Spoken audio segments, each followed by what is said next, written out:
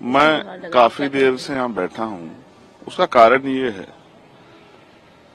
कि अयोध्या, जहाँ उत्तर प्रदेश में कहा जाता है कि राम राज है, वहाँ इतनी बड़ी घटना हुई है कि एक बेटी जिसके साथ निर्भया से भी बुरा,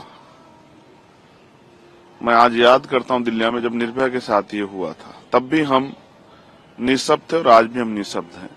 उसकी टांग तोड़ दी गई, उसकी आंख फोड़ दी गई, उसको 3 दिन तक वो गायब रही, पुलिस तमाशा देखती रही, क्योंकि किसी नेता की, किसी अभिनेता की, किसी मंत्री की, किसी पूंजीपति की, किसी उद्योगपति की बेटी नहीं थी, गरीब की बेटी थी।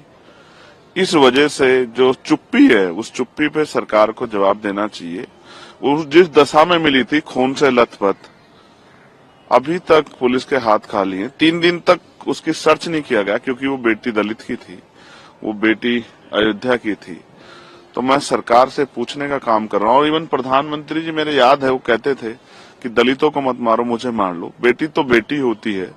आज क्यों चुप्पी है? क्या उस बेटी की अस्मिता का जवाब नहीं देगी सरकार?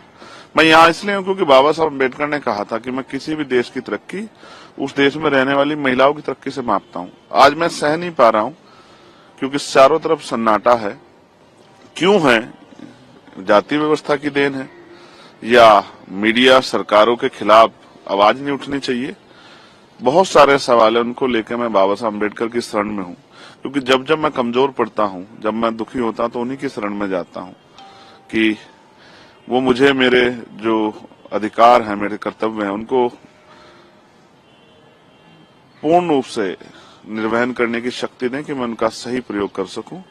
और जो शपथ मैंने पार्लियामेंट में ली थी कि मैं सभी के लिए, महिला हो, पुरुष हो, देश के हर नागरिक के हक की आवाज उठाने का काम करूंगा, मैं उसी जिम्मेदारी को निभा रहा हूं। क्या संसद के पटल पर भी आप इस बात को उठाएंगे?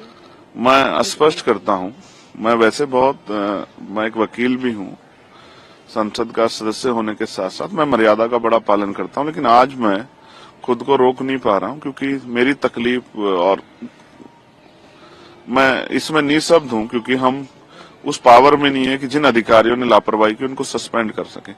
लेकिन बेटी की रक्षा के लिए, उसको न्याय दिलाने के लिए, उसकी मां के आंसू पूछने के लिए, उसके परिवार को विश्वास दिलाने के लिए, और सिर्फ उसके नहीं, पूरे प्रदेश की बेटियों को, देश की बेटियों को विश्वास दिलाने के लिए कोई है जो जब बेटियों के अपमान पर चुप रहेगा। मैं अपनी ड्यूटी कर रहा हूँ। पार्लियामेंट में भी मैंने अर्जेंट मोशन भी दिया है कि इस विषय पर चर्चा हो, और नहीं चर्चा होगी तो जो भी मुझसे बन पड़ेगा, मैं उस तरह से उसके आवाज को उठाने का काम करूंगा।